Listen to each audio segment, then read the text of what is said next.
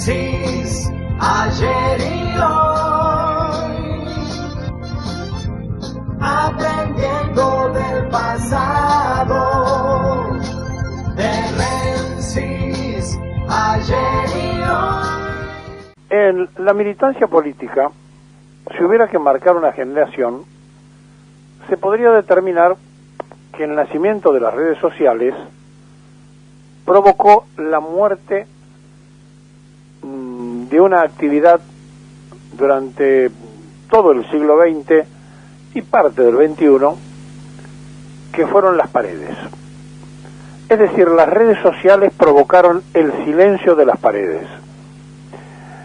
Los muros, y esto ponía contento a muchos frentistas, que hoy ya no tienen que lidiar con esas cosas, los muros del país sirvieron para la expresión política militante durante años, donde se expresaban las broncas, las necesidades de ser escuchados, y donde estaban los mensajes, ya en los últimos tiempos, casi duraban horas las pintadas, y eran los encargados de la explotación, generalmente las barras de los clubes de fútbol que se dedicaron a tener empresas de pintura, y pintaban para los candidatos. Algunos paredones pasaron a tener un costo tan importante que había que pedir permiso a los de la zona. Si usted quería pintar el paredón de River, que se visualizaba, no del estadio, sino el de la avenida, que se visualizaba mucho, había que hablar con los borrachos del tablón porque era la zona de ellos. O si había que pintar en la Boca, había que hablar con los de la 12 o en Avellaneda con cualquiera de los otros dos clubes. Es decir, se había llegado a una industrialización de la explotación de los muros y de las paredes. El silencio de las paredes marca el final de una era y el comienzo de la otra etapa de las redes sociales. Pero hay una diferencia notable. Las redes sociales son manejadas desde otras partes del mundo por parte de los imperios y las paredes eran manejadas por los nativos. Es decir, que incluso la expresión de las redes está condicionada. De pronto, hoy se permite hasta insultar a alguien que sea de nacionalidad rusa en Facebook o en cualquiera de las redes que manejan los Estados Unidos, y antes no se permitía hacerlo, porque era faltar al honor de esa red. Y entonces se le condiciona a la persona que participa a través de cualquiera de esas actitudes. Es decir, cambió la militancia. Hay silencio de paredes, y como hay silencio de paredes, la gente, el pueblo, se queja a través de las redes. Y allí viene la distorsión, porque, repito, las redes no la manejan los que creen que escriben, sino los dueños de las redes. Y aquí hago todo este introito para intentar explicar qué hubiera pasado si las paredes no estuvieran en silencio, primero con el acuerdo con el Fondo Monetario, segundo con esto de que ayer los senadores radicales, partícipes necesarios del endeudamiento, dijeron que no se iban a sentar hasta después del vencimiento que tenemos en marzo con el Fondo Monetario Internacional, 2.800 millones que no están, que lo dijo ayer el ministro, que no están los dólares para pagarlo, porque se había anunciado que a lo mejor había cambio en las retenciones del campo. Y nunca quedó mejor representado la sociedad con los representantes del campo que tiene el Partido Centenario. Antes era de los conservadores y ellos se quejaban y atacaban a los conservadores. Hoy son los radicales los que levantan la bandera en conjunción con dos gobernadores, el de Córdoba y el de Santa Fe, que para llegar a sentarse en esos lugares cantaron la marchita, pero que a la hora de operar, operaron en función de, diciendo nosotros somos partícipes de la gente del campo. Schiaretti, que están más cerca de Cambiemos que del Frente de Todos cada vez que tiene actitudes, y el entrerriano y el santafesino, que está en las mismas condiciones.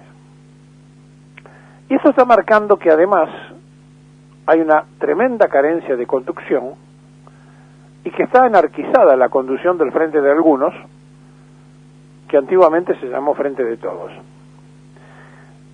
Y ahora, en estas contradicciones, la vocero pasa a ser importante, porque la tienen que usar permanentemente para desmentir a la tarde lo que se dice a la mañana. Y el poder, claro que para eso hay que leer un poco conducción política, el poder no se comparte ni se discute, el poder se ejerce. Y entonces cuando alguien es ungido con el voto ciudadano, no importa si en la fórmula, como hecho caprichoso de la historia, fue la vicepresidenta que anunció el candidato a presidente, una cosa bastante invertida a lo que habitualmente ocurre, que el presidente anuncia quién lo va a acompañar. No importa si el poder político estaba allí, en el momento que se votó y se eligió, el Poder Ejecutivo Nacional tiene la facultad que le da el voto ciudadano para ejercer el poder. Con Vicentín hubo un ida y vuelta, y con cada una de las cosas hubo un ida y vuelta. Entonces, hay una anarquización del poder, porque nadie sabe en qué terminan. Al punto tal, que después se lo vamos a comentar, que crearon una secretaría que duró 24 horas. Y entonces cuando se está ingresando en este aquelarde, la pregunta es, además ejerce Fernández el pomposo título de presidente del Partido Justicialista. ¿Y por qué? ¿Y por qué?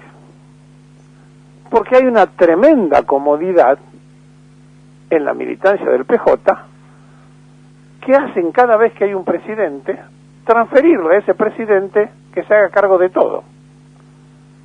Así pasó con Menem, pasó con Kirchner, y resulta que los presidentes no tienen tiempo para ocuparse del partido político, y además, por lo general lo que hacen es neutralizarlo hasta el próximo comicio, donde con la dedocracia ponen a sus propios candidatos. Y así aparece entonces, en la formación de las listas, un muchacho radical que le paseaba el perro al presidente, reemplazando y usando lugares que le hubieran correspondido a un peronista. Y así aparece, encabezando la lista en la provincia de Buenos Aires, una señora que a lo mejor tenía representatividad para hacerlo en La Plata, pero no para el orden nacional, y así cada cosa de las que nos fueron pasando, y donde también el Patria puso lo suyo, y de paso Cañazo también aportó los no peronistas para que el sufragio del pueblo peronista tuviera que fumarse, como dicen los muchachos, a Moró y a tantos otros que le hicieron la vida imposible cuando fueron gobierno, desde querer voltear el modelo sindical del peronismo hasta todas las cosas que conocemos que ocurrieron en ese tiempo. Entonces cuando se está naufragando y alguien grita a los botes dicen siempre BP. Pero esa BP ya quedó en el silencio de las paredes. Y hoy pertenece a las redes sociales. Y como no sabemos quiénes son los dueños de las redes sociales, es una BP deprimida, desgastada, confundida, y no sabemos quién la conduce. En estos tiempos, donde cada uno de nosotros tiene que lidiar todos los días con la suba indiscriminada de precios, y donde mientras el dólar en la timba financiera baja todos los días, el dólar que lo llaman blue, el dólar negro, no hay un solo empresario que haya dicho, bajó el dólar, bajo los productos. Pero si usted escucha todos los días que dicen, está subiendo el dólar, tengo que remarcar. Vivimos en el aquelarde, vivimos en la confusión, estamos al borde del precipicio y solo falta que se nos empuje. Y entonces necesitamos recapacitar como sociedad, ya no hablo de este turno de gobierno, hablo de como sociedad, para darnos cuenta de cómo hemos destrozado una Argentina que era potencia en varias cosas y que hoy no siquiera fabrica tornillos, los importa de China. Ahora, si no queremos reaccionar a tiempo, si queremos seguir creyendo que estamos en la abundancia, cuando lo que abunda es la escasez, nos vamos a confundir y nos vamos a dar un gran porrazo. ¿Y saben qué es lo peligroso de todo esto? Que a nivel universal se está reacomodando el mundo y hacen guerras donde ellos necesitan hacerla para quedarse con la riqueza de los lugares. No les importa mucho qué bandera tienen ni qué ciudadanos habitan. Van a buscar lo que precisan. Por ejemplo, el agua potable, por ejemplo, el litio, por ejemplo, el uranio, por ejemplo, las riquezas mineras, por ejemplo, lo que Argentina tiene de sobra y que no explota. Y no crean que esto es un simple tirar hacia el aire cualquier cosa. No. Esto está ocurriendo. Y mientras esto está ocurriendo, hay secesionistas que ya superan al propio Cornejo, que trabajan adentro todo el tiempo para ver de qué manera destruyen esta frágil nación argentina.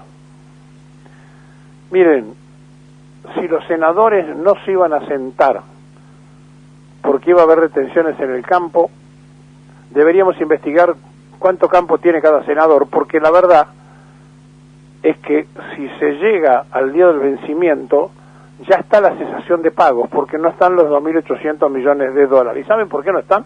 Porque los evaporaron ellos en sociedad con el PRO. Y esa estafa la está legalizando lo que antes era el Frente de Todos y que ahora es el Frente de Algunos.